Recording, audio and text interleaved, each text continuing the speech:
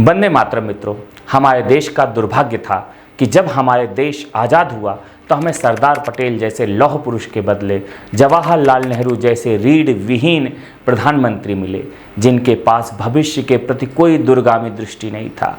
आप सबको शायद ना पता हो, आज़ादी के बाद नेहरू भारतीय सेना का सुरक्षा बजट बढ़ाने के पक्षधर नहीं थे, बल्कि वे तो इसका ठीक उल्टा चाहते थे।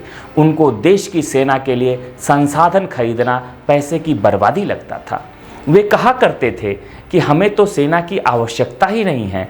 भारत तीनों तरफ से समुद्र से घिरा हुआ है, पड़ोस में पाकिस्तान है जो अभी हमसे अलग होकर बना है, तो उससे हमें खतरा नहीं है। और चीन तो हमारा भाई है। चीन की विस्तारवादी नीतियों को अनदेखा करके नेहरू ने नारा दिया कि हिंदी चीनी भाई भाई। पर पहले तो नेहरू का भ्रम तोड़ा पाकिस्तान ने।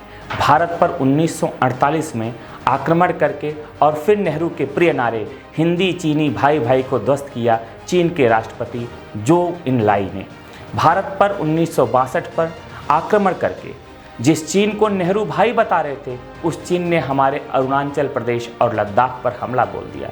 नेहरू की इस मूर्खतापूर्ण नीतियों के कारण भारत को अपने 3250 सैनिकों का बलिदान करना पड़ा और साथ में 43,000 स्क्वायर किलोमीटर जमीन भी खोनी पड़ी। इससे भी दुखदाई जानते हैं क्या है?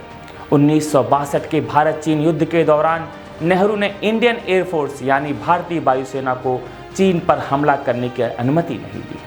नेहरू की देश की सुरक्षा के प्रति उदासीनता के कारण 1962 के युद्ध में हमारे सैनिकों और चीन के सैनिकों का अनुपात था 1:3, यानी भारत के हर सैनिक पर चीन के पास 3 सैनिक थे।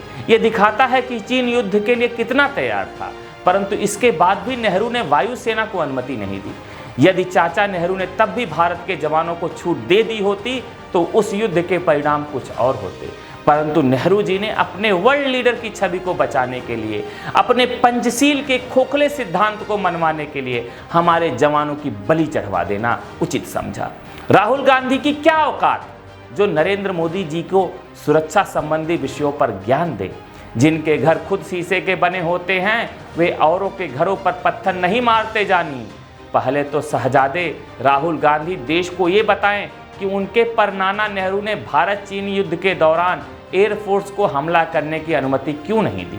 और जानते हैं मित्रों, राहुल गांधी के परनाना इतने निर्लज थे कि देश की 43,000 स्क्वायर किलोमीटर जमीन अपनी नीतियों के कारण चीन को लूट देने के बाद संसद में आए और सांसदों द्वारा आलोचना किए जाने पर उन्होंने कहा था कि क्या हो गया जो वो जमीन चीन के पास चली गई, तो उस जमीन में घास का एक तिनका भी नहीं उगता था। यानी नेहरू के हिसाब से वो जमीन जाना कोई दुख का विषय नहीं था।